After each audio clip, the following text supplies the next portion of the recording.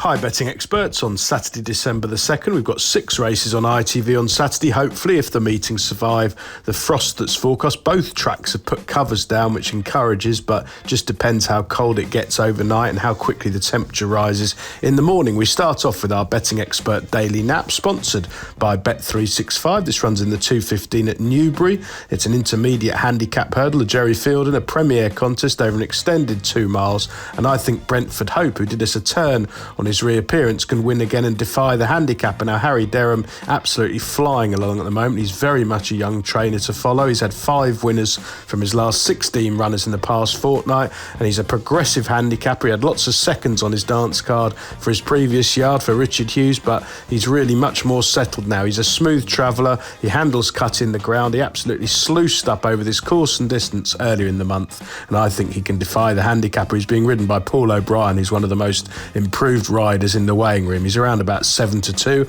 I think it's a very fair price. Our betting expert value angle selection runs in the 2:30 at Newcastle, sponsored by Bet365. It's a handicap chase over 2 mile for a Class 1, and I think there's a very interesting runner here in Old Painless, who's making his debut for Tim Vaughan. Now, he was with Harry Whittington. He returned in training at the end of last season. He'd run 5 times over fences, a mixed bag like so many of Harry Whittington's. They never really settled into a consistent line of form all last winter, but gone to Tim Vaughan. I think he's very well handicapped. He's back to 2 mile 4 on soft ground. I think will suit him. He's a bold jumping front runner when he's right. He's well handicapped on the pick of his form. He might improve for this yard. He's got Alan Johns booked, who's riding really well, and this looks a pretty weak race for the grade. The remaining 4 races on ITV, we'll do them in time order. The 1:55 at Newcastle, the Fighting Fifth, a Grade 1.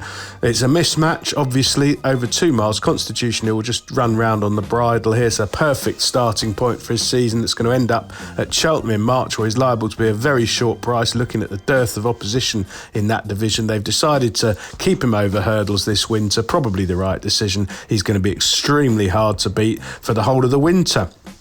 Over to Newbury for the 2:50, the Gold Cup handicap chase, a premier handicap over 3 mile 2. Well, I like Complete Unknown here. Paul Nicholls absolutely flying along, particularly on these Saturdays where he just milks these races. He's got a progressive young chaser on his hands here. I thought he shaped nicely enough on his seasonal reappearance. He could be at a fitness advantage over most of these rivals. I should think the ground is liable to be sort of good to soft if they get the covers off okay at Newbury. He's a strong travelling sound jumper. Cobden's booked. I think he's got plenty of ticks in all the right boxes. Over to Newcastle for the 3:05, a 2 mile 7 premier handicap. Well, it's got a lopsided look with Shishkin under top weight. Loads of them are all out the weights as a result, but Elvis Mail, I think he'll feel like he's running loose. He lumped top weight to win at Kelso on his return over 3 mile 2, which is a trip you'd never have dreamt he'd have got in his early days. He was a real hard puller, took plenty of settling, but he's a much more relaxed model now, a smooth traveller. He relishes testing ground.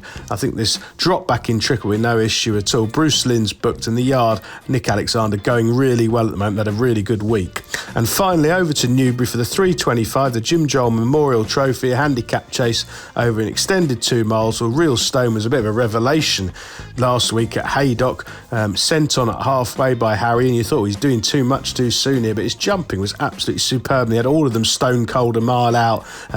He came home alone there. It might have been a weak race, and he's turned out quickly here under a penalty, but I think the Newbury fences, which take plenty of jumping, will really suit him, and I think he'll have these in trouble a long way out. Best of luck with all 6 races on ITV on Saturday, betting experts.